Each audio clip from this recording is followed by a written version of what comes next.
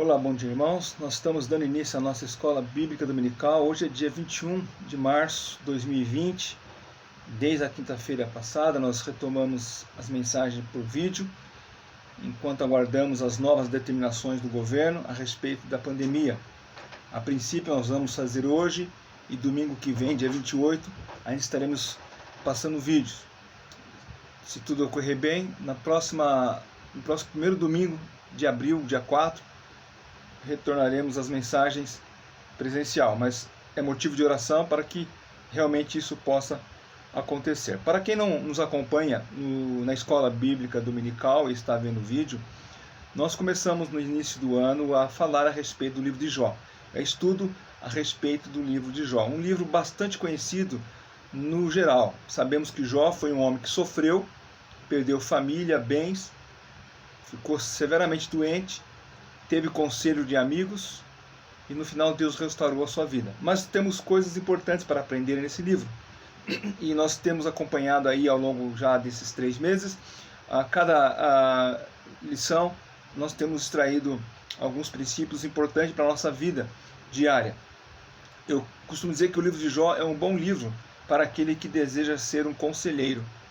Todo aquele que se propõe a ajudar um irmão em Cristo na área do aconselhamento deveria estudar o livro de Jó. E eu convidaria os irmãos, antes de mais nada, para iniciarmos essa mensagem com uma palavra de oração. Senhor Deus, obrigado por nos reunir nessa manhã de domingo, mesmo em casa, por meio do vídeo. Sabemos que a Tua palavra é viva, eficaz e pode transformar as nossas vidas por meio dela. Abençoe agora, que Teu Santo Espírito seja o nosso professor. Em nome de Jesus. Amém. Vamos ler o capítulo todo de Jó e depois nós vamos, como temos feito toda semana, mencionar algumas partes importantes de todo o capítulo. Jó capítulo 6, versículo 1 nos diz assim: Então Jó respondeu: Ó, se a minha queixa de fato se pesasse, e contra ela numa balança se pusesse a minha miséria. Essa, na verdade, pesaria mais que a areia dos mares. Por isso é que as minhas palavras foram precipitadas. Porque as flechas do poderoso estão em mim cravadas, e o meu espírito sorve o veneno delas. Os terrores de Deus se arregimentam contra mim. Zurrará o jumento montês junto à relva, ou mugirá o boi junto à sua forragem? Comer-se-á sem sal o que é insípido? Ou haverá sabor na clara do ovo? Aquilo que a minha alma recusava tocar, e isto é agora a minha comida repugnante. Quem dera que se cumprisse o meu pedido e que Deus me concedesse o que anelo. Que fosse do agrado de Deus esmagar-me, que soltasse a mão e acabasse comigo. Isso ainda seria a minha consolação. Exaltaria de contente na minha dor, que ele não poupa, porque não tenho negado as palavras do santo. Por que esperar, se já não tenho forças?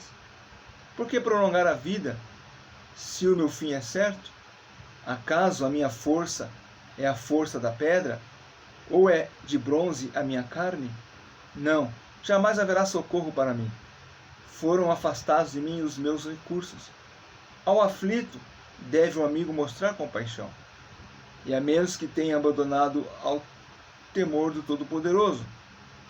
Meus irmãos aleivosamente me trataram, são como um ribeiro, como a torrente que transborda no vale, turvada com o gelo e com a neve que nela se esconde. Torrente que no tempo do calor seca, emudece e desaparece do seu lugar. Desviam-se as caravanas dos seus caminhos, sobem para lugares desolados e perecem. As caravanas de Temá procuram essa torrente. Os viajantes de Sabá por ela suspiram. Ficam envergonhados por terem confiado. Em chegada ali confundem-se. Assim também vós outros sois nada para mim. Vedes os meus males e vos espantais. Acaso disse eu, dai-me um presente? Ou oferecei-me um suborno da vossa fazenda? Ou livrai-me do poder opressor? Ou redime das mãos dos tiranos? Ensinai-me, e eu me calarei. Dai-me a entender em que tenho errado. Oh, como são persuasivas as palavras retas! Mas que é o que repreende a vossa repreensão? Acaso pensais em reprovar as minhas palavras ditas por um desesperado ao vento? Até sobre o órfão lançareis sorte e especulareis com o vosso amigo? Agora, pois, se sois servidos, olhai para mim, e vede que não mintam na vossa cara. Tornai a julgar, vos peço, e não haja iniquidade. Tornai a julgar, e a justiça da minha causa triunfará. A iniquidade da minha língua? Não pode o meu paladar discernir coisas perniciosas?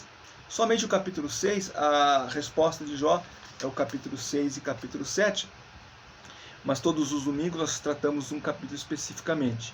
E aqui nós temos a primeira resposta de Jó ao discurso de Elifaz. Após ouvir atentamente o discurso de Elifaz, que foram os capítulos 4 e 5, Jó responde nos capítulos 6 e 7. Basicamente, Jó procura justificar-se nas suas queixas no capítulo 6. E no capítulo 7, Jó ele demonstra o seu contentamento com Deus. Na verdade, Jó não dá propriamente uma resposta para Elifaz. Na verdade, Jó faz uma réplica de modo geral. No discurso dele ele apontou fatos relativos ao relacionamento entre o pecado e o sofrimento. E ao fazer isso, Elifaz leva Jó a duvidar da justiça de Deus. Porque Jó sabia que não havia pecado, ou o pecado não estaria sendo cobrado ou estaria sendo motivo do seu sofrimento. Jó sabia que os seus sofrimentos não era por conta ou decorrência de um pecado. Os seus próprios sofrimentos não podiam ser levados em conta de pecados graves. E nessa primeira réplica, o patriarca Jó não se detém a discussões teológicas sobre a justiça de Deus, mas ele expressa de uma forma bem clara o seu tumulto ou a sua agonia interior. Podemos dizer que os sentimentos de Jó estão confusos. E essa foi a lamentação original de Jó. E os esforços que ele faz somente agravavam a situação. Jó começa justificando a sua explosão original. Do versículo 1 ao versículo 13, ele fala isso. Então, tomando a ofensiva, a partir do versículo 14, ele reprova seus amigos pela atitude impiedosa que eles têm para com Jó. Vai então do 14 até o 30. E finalmente, ele se afasta dos seus amigos, se aproxima de Deus e lança os seus lamentos. No capítulo 7 nós vamos ver isso. Então primeiro vamos ver aqui quando Jó ele revela o peso da sua angústia. Nos dois primeiros versículos, Jó ele diz, versículo 1, então Jó respondeu: ó, se a minha queixa de fato se pesasse, e contra ela numa balança se pusesse a minha miséria. Esta, na verdade, pesaria mais do que a areia dos mares. Versículo 3. Por isso é que as minhas palavras foram precipitadas. Jó, ele ignora as insinuações de Elifaz quanto à causa da sua desolação. E ele defende a sua angústia ou irritação, dizendo que é um direito dele delirar com tudo aquilo. Se as suas palavras estivessem soando como precipitadas, e ele reconhece isso, elas foram fruto de um coração pesado de angústia. Foi provocado pelo peso de uma agonia. Ele reconhece que suas palavras precipitadas eram mais pesadas que a areia do mar, e aqui, é claro, ele está usando de uma hipérbole, quando você exagera na comparação, quando você cria uma situação para tentar explicar algo, então você exagera aquilo que você está dizendo. Então Jó diz, olha, as minhas palavras são tão pesadas, ou mais pesadas que a areia do mar. É lógico que não é isso, mas é uma maneira de dizer o quanto ele está realmente angustiado. Ele reconhece que pegou pesado no seu lamento do capítulo 3. Geralmente isso acontece com todos nós. Nós passamos por situações de dificuldades, de estresse, então temos a tendência de ampliar, por exemplo, o medo, ampliar o perigo, ampliar a dificuldade.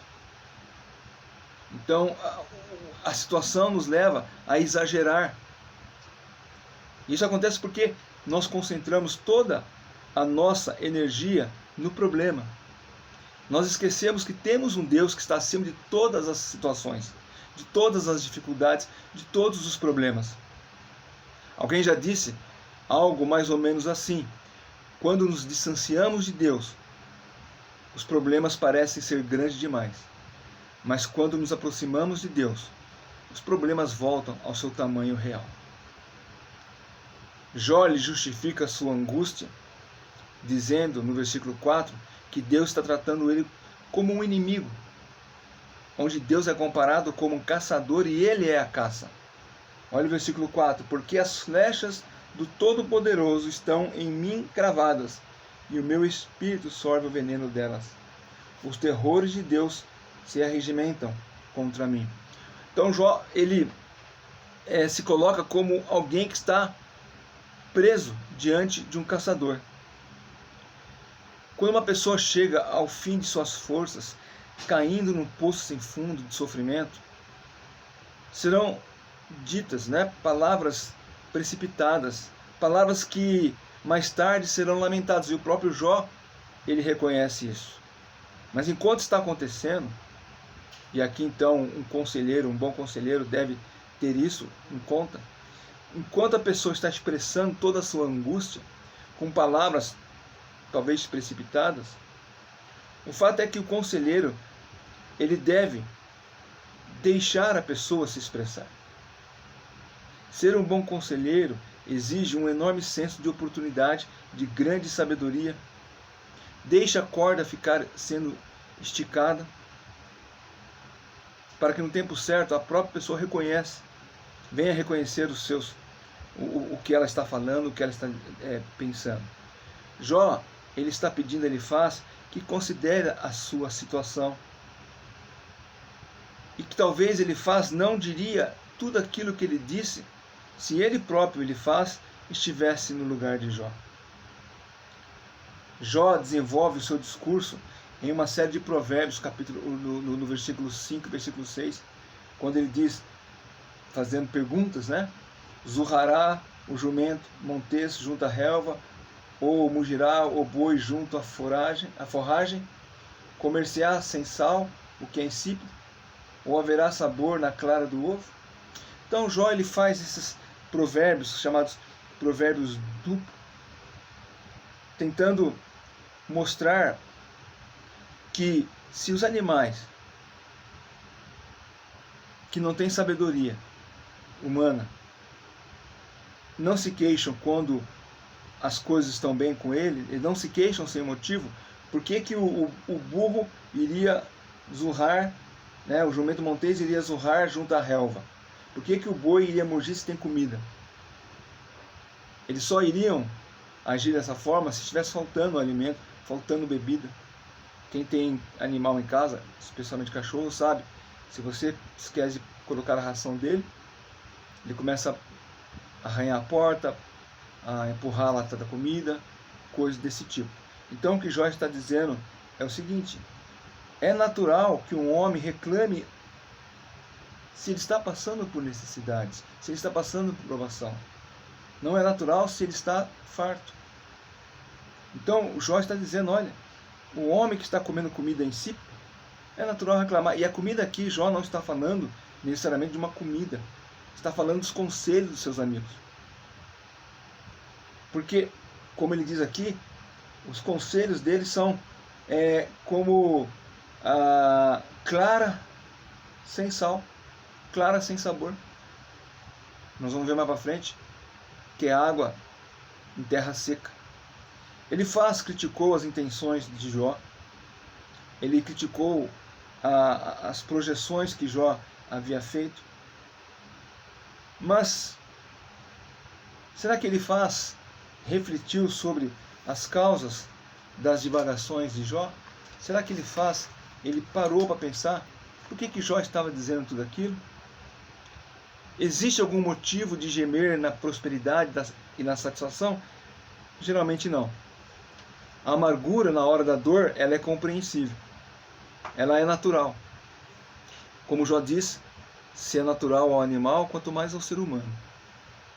Jó está faminto dessa afeição e seus amigos recusam ou não têm capacidade de acudi-lo, de consolá-lo.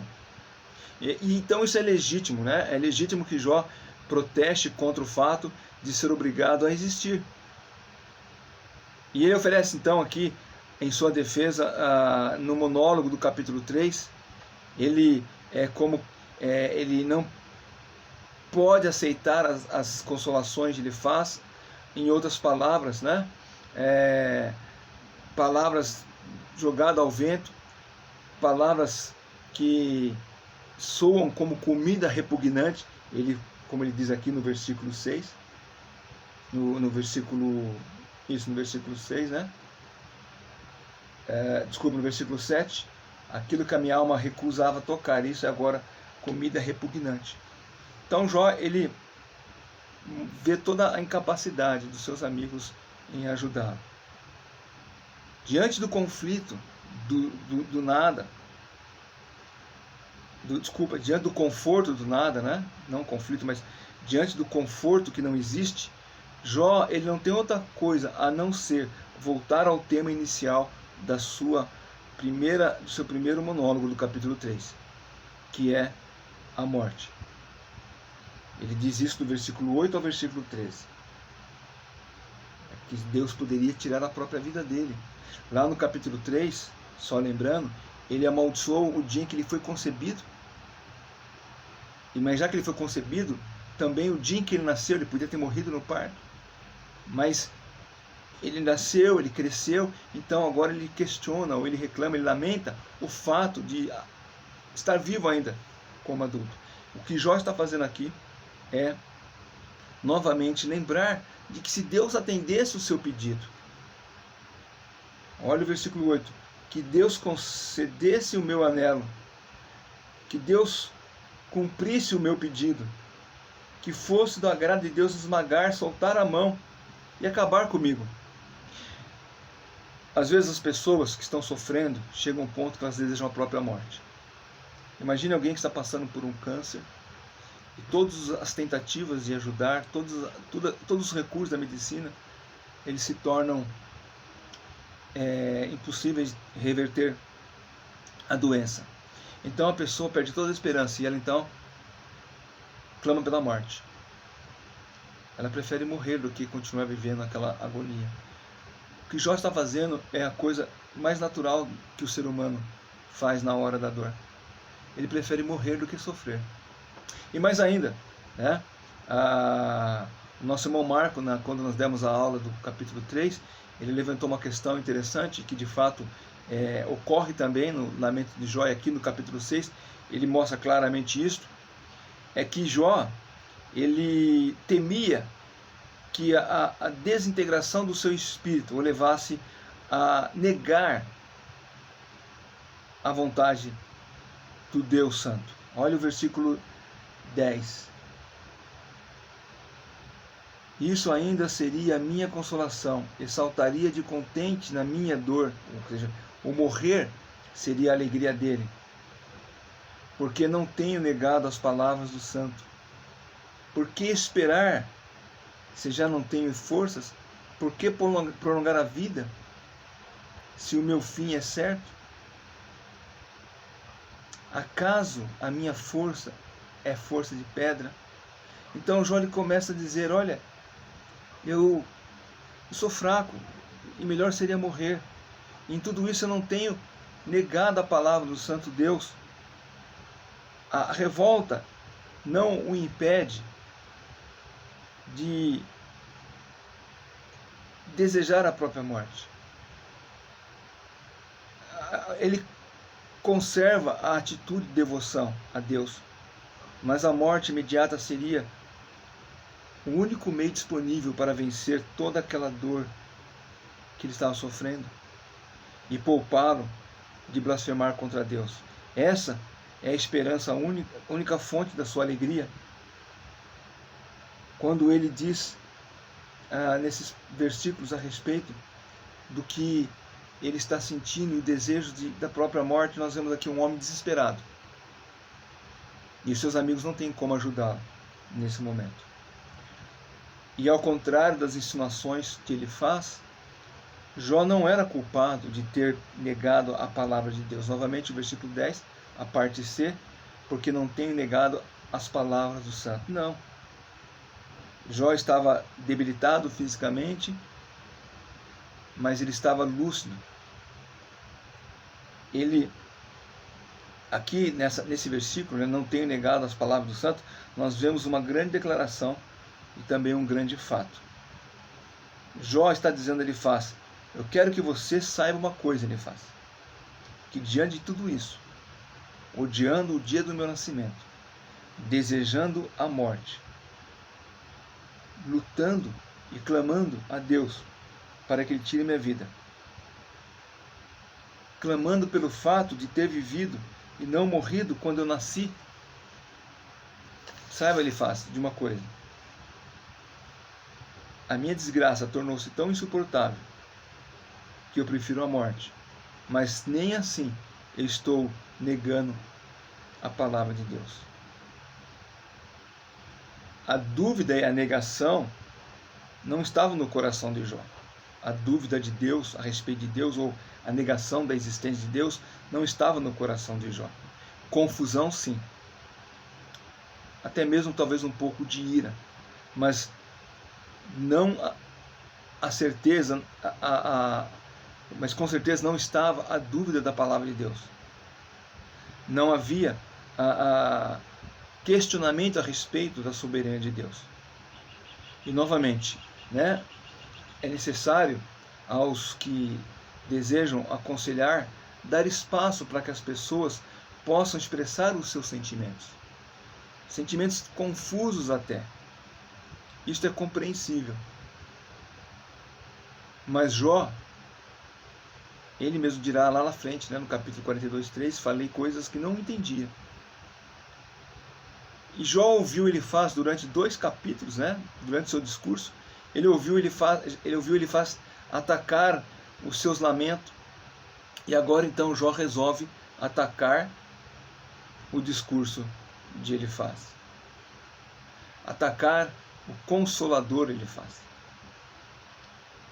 E ele fala, essa amizade de vocês para comigo é nada. Quando ele faz essa comparação do versículo 14 até o 21, dos viajantes, né, das caravanas procurando água, ele diz, olha o que ele diz no versículo 14, ao aflito deve o amigo mostrar compaixão, a menos que tenha abandonado o temor do Todo-Poderoso. Ou seja, se vocês não têm demonstrado compaixão, é que vocês já abandonaram o temor de Deus. O Jó está mostrando para Elifaz e seus amigos de que consolo sem compaixão não significa nada. Ele acusa Elifaz de faltar aos deveres elementares de uma amizade.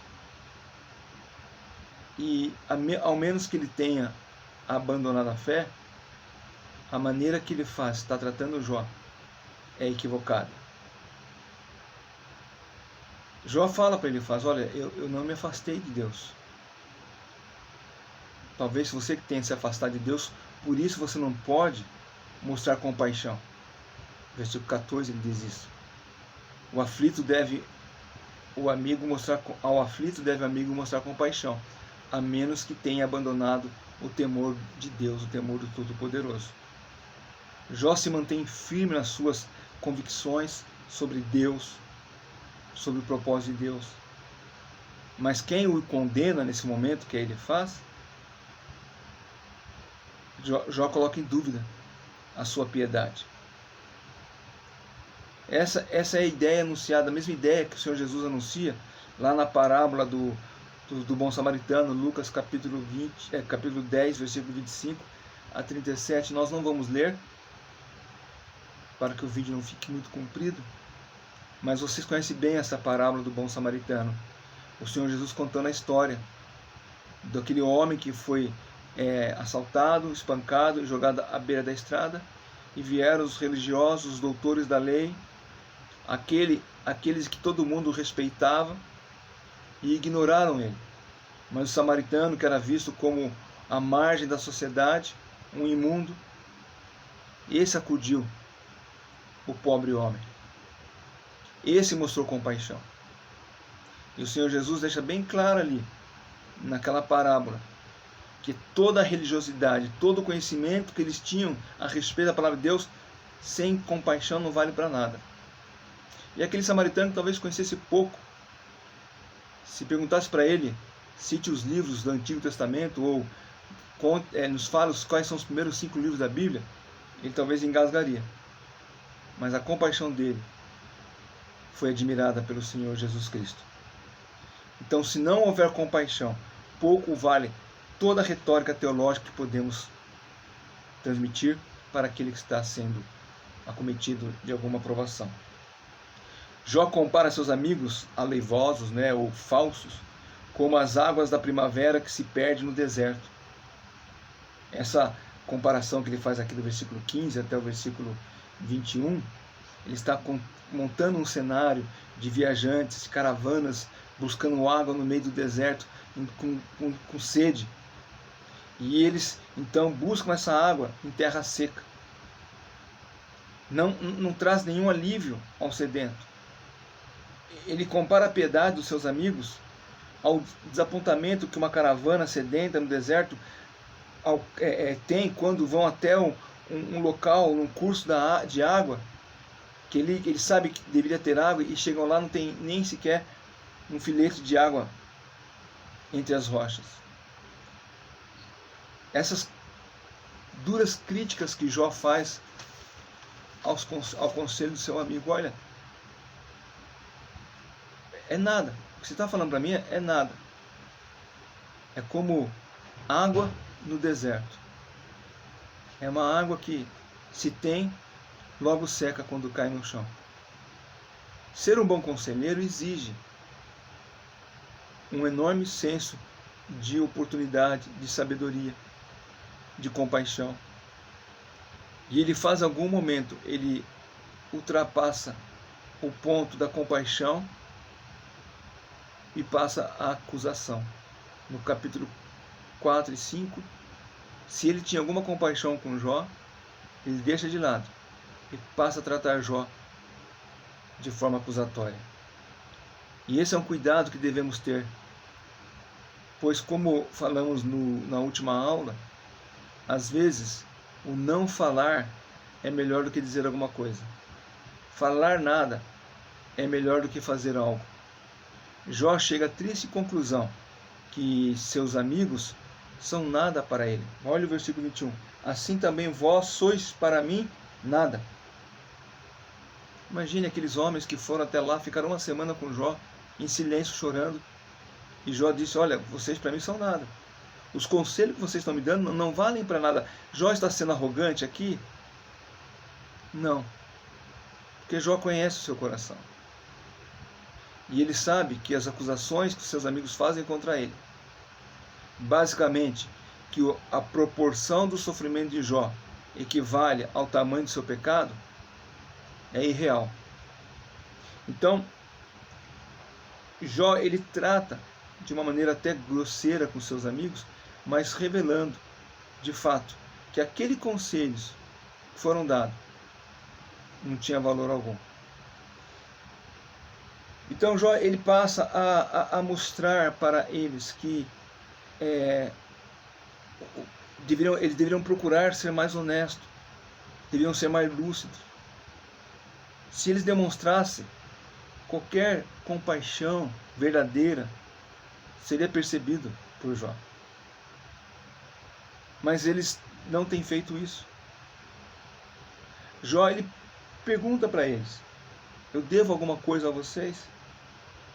Eu ofereci alguma coisa para vocês? Dai-me presente, oferecei-me um suborno. Eu pedi algo para vocês? Não, eu não pedi nada. E Jó, então, ele mostra aqui que o seu coração está em paz com Deus, embora não sabendo o que está acontecendo. Uma coisa ele sabe: não é pecado, como seus amigos insinuaram nos primeiros dois, aqui nos capítulo 4 e 5, e vão insinuar nos próximos capítulos também. Jó, ele exige que seus amigos procurem ser honestos e também lúcidos, porque se eles demonstrassem querer abandoná-lo por achar que ele ofendeu os seus sentimentos, né? Quando Jó fala com eles: olha, a amizade de vocês para mim é como nada, e eles então pudessem ficar ofendidos por Jó ter atingido o sentimento, Jó diz que melhor então eles voltar para casa. Voltai ainda, que a minha justiça está nela. Não tem necessidade de estar aqui comigo, vocês. É a justiça que está em jogo. Nenhum dos amigos reconhece isto. E é por isso que Jó declara a sua inocência. Quando uma pessoa quando uma pessoa passa por um extremo sofrimento, quando uma pessoa está sofrendo de maneira dramática, como Jó está sofrendo aqui, ela sendo um verdadeiro filho de Deus, ela reconhecendo Cristo como seu Salvador e sendo realmente temente ao Senhor Jesus Cristo, ela, então, a primeira coisa que ela faz na vida é sondar o seu próprio coração, para ver se realmente o que está acontecendo com ela é fruto, consequência de algum pecado. Assim como Davi fez, quando ele, confrontado pelo profeta Natã, reconheceu o seu pecado: pequei contra Deus, somente contra Deus eu pequei. O verdadeiro filho de Deus saberá se o que está acontecendo é fruto de uma disciplina decorrente de um pecado, ou por trás de tudo isso existe uma vontade de Deus, ou o desejo de Deus em nos provar para nos tornar mais fortes. Jó sabia que as insinuações de Elifaz eram absolutamente prejudiciais à sua recuperação. De nada ajudaria na recuperação. Olha, no versículo 28, quando ele diz assim: como são persuasivas as palavras retas, mas que é que repreende a vossa repreensão?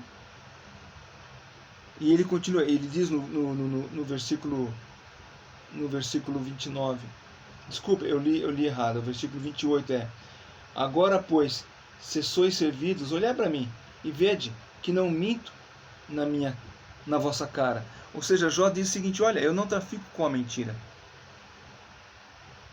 No capítulo 6, Jó, ele fala ao seu amigo. No capítulo 7, ele fala com Deus. E ele é sincero tanto com seus amigos, como é sincero com Deus. Ele entrega o seu caso ao Senhor, e até aqui os seus amigos, encabeçados por Elifaz, nada poderiam fazer para ajudá-lo. Eu creio que todo crente, e aqui Jó então ele termina, falando a respeito de que se eles têm algo para ensinar, ele vai ficar calado para ouvir. Eu pulei o versículo 24. Se vocês têm algo para ensinar, fale, que eu vou aprender em silêncio. Se vocês têm algo para dizer, eu vou ficar em silêncio e eu vou ouvir. Se vocês têm algo para que eu aprenda, eu vou procurar aprender. Eu vou querer saber onde eu tenho errado, mas o fato é que vocês não têm nada para ensinar. Vocês não têm nada para dizer. E quando nós nos colocamos como conselheiros na vida de alguém, nós devemos sondar quais são as motivações, quais são as intenções por detrás do desejo de aconselhar alguém. No livro O Conselheiro Cristão, de Gary Collins, ele mostra que existem várias motivações em que pode levar uma pessoa a desejar aconselhar o outro. Ele pode passar de uma mera curiosidade, é o primeiro a querer saber o que está acontecendo.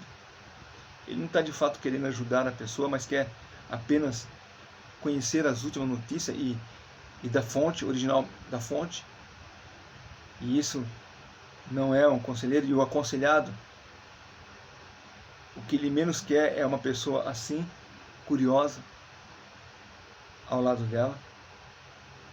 Também ele pode ser uma pessoa que esteja querendo aconselhar apenas para se mostrar superior a outro. Ele coloca ali para se mostrar mais forte, melhor, talvez mais espiritual e coisas desse tipo. E esse tipo de conselheiro também não serve, porque se tem uma coisa que o conselheiro cristão deve ter, e os amigos de Jó não têm demonstrado para ele até então, é empatia. O bom conselheiro é aquele que ouve. Ele aponta para a palavra de Deus as respostas necessárias, levando o aconselhado a refletir, e a partir desse momento, a partir daí, então, com as respostas corretas, ele poderá corrigir o rumo da sua vida, poderá entender melhor o que está acontecendo. Então, como eu disse, a palavra empatia é a palavra-chave no aconselhamento. Se colocar no lugar do outro, se sentir o que o outro está sentindo. E a partir desse momento, quando você consegue sentir o que o outro está sentindo, se colocar no lugar dela, então você pode ajudar a buscar o caminho correto para a solução dos seus problemas. O que Jó faz aqui no capítulo 7, o que Jó faz aqui no capítulo 6, ele procura debater com ele faz a respeito do que ele está sofrendo. Ele está dizendo, ele faz que de fato, talvez as suas palavras foram pesadas, mas ele preferia que a morte o visitasse do que negar ao próprio Deus. Muitas vezes no sofrimento nós vamos desejar a própria morte. Nós vemos a morte como a única solução. E até nisso Jó estava errado. E novamente, lá no final, nós vamos ver que ele estava errado, quando ele fala que disse coisas que ele não conhecia. E Deus mostrou toda a misericórdia e bondade para com ele. Como Jó não tinha o livro da sua vida já escrito, como nós temos aqui, ele não sabe que aquilo que estava acontecendo com ele era fruto do desafio que Satanás lançou diante de Deus. Pese a mão sobre Jó, pele por pele, e você verá que o homem, tudo quanto o homem tem, isso ele dará. Ele vai deixar de ser fiel como o Senhor tem dito que ele é. Ele vai blasfemar contra o teu nome. Jó não tinha isso. E nós, quando estamos passando por algum sofrimento, nós não temos em mente o que está por trás daquilo. Nós temos associado, geralmente, feito essa analogia, que o sofrimento, como os amigos de Jó insinuavam, é decorrência de um pecado, ou o sofrimento, como Jó estava buscando entender da parte de Deus, alguma coisa que estava por trás ali que ele não conseguia compreender naquele momento. Então nós fazemos nós temos esses dois caminhos, Geralmente quando estamos passando por uma situação difícil, especialmente de doença, de perda, de dor, nós procuramos sondar o coração. E se não há pecado que temos cometido, que tem levado a estar sofrendo, se não é disciplina da mão de Deus sobre o seu filho, então devemos saber que Deus tem um propósito. Mas naquele momento em que nós estamos sofrendo, nós não temos tanta lucidez assim para poder compreender de maneira clara. Como eu disse, nós conhecemos toda a história de Jó, então podemos de maneira tranquila dizer isso. Mas quando nós passamos por uma provação, quando nós passamos por uma tribulação, naquele momento nós não temos ideia do que está por trás de tudo aquilo. Deus, no momento certo, vai mostrar para nós por que de tudo. E talvez se nós tenhamos pedido até mesmo pela morte, como eu dei o exemplo de alguém que está com uma doente, né, de câncer e prefere a morte do que sofrer, e de maneira milagrosa Deus opera e a pessoa é curada, com certeza ela depois vai reconhecer que disse bobagem, que disse besteira. Mas o caso é, quando estamos sofrendo, nós não podemos deixar de lembrar das palavras de Deus, como Jó diz no versículo 10, não tenho negado as palavras do santo. Eu disse já uma vez, e durante os estudos nós vamos dizer várias vezes a mesma coisa. No sofrimento, muitos se afastam de Deus, ao invés de se aproximar de Deus. E como no sofrimento, ao afastar-se de Deus, o sofrimento se torna maior, então as dificuldades se tornarão maior. Mas quando nos aproximamos de Deus, então nós vemos que o tamanho da dificuldade, o tamanho do problema é tão ínfimo diante de um Deus tão grande. Que Deus nos abençoe. E nós estamos passando por um problema, nós estamos passando por uma pandemia no mundo. Nós temos visto, o Brasil tem sofrido muito com isso, diante de toda a situação que está se envolvendo com relação às mortes, às internações. Nós não podemos deixar de clamar a Deus, para que Deus use a sua misericórdia para com o teu povo, para com a tua igreja, para com essa nação. Talvez alguns abandonam a fé e nunca mais voltem para a casa do Senhor, para a comunhão com os irmãos, depois de tudo isso acabar. Mas você, meu irmão, minha irmã, você deve se apegar a Deus. Muitos talvez estão sofrendo o que Jó está sofrendo. Muitos nessa pandemia perderam filhos pela pandemia. Perderam emprego, perderam dinheiro, perderam patrimônio. A história de Jó se repete na vida de muitos nos dias de hoje. Graças a Deus ainda nós temos uma certa estabilidade. Mas aquela pessoa que viu a sua esposa morrer, seu filho morrer, o seu emprego desaparecer, o que você acha que ela está pensando nesse momento? Se ela não tem a Deus como seu fiel consolador, quem é que irá consolá-la? Talvez Deus até queira usá-lo, você, meu irmão, para ser o conselheiro dele. Mas seja o sábio conselheiro, não seja como ele faz e seus amigos. Não pese mais a mão sobre a vida daquela pessoa, pelo contrário, estique a corda, deixa ela colocar tudo no seu coração, deixa ela expressar todos os sentimentos, e depois então você pode, com a palavra de Deus, ajudá-lo nesse momento. Que Deus possa nos abençoar, tenhamos todos uma boa semana. Não esqueça que à noite nós temos o vídeo da mensagem, o nosso irmão Marco estará trazendo a sua terceira mensagem sobre o avivamento. Vamos orar.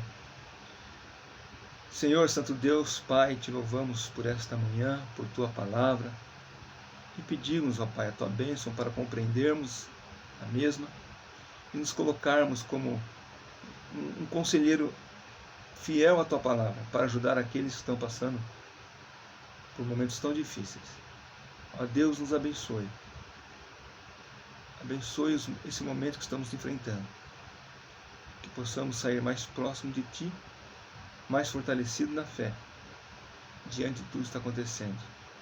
Em nome de Jesus. Amém.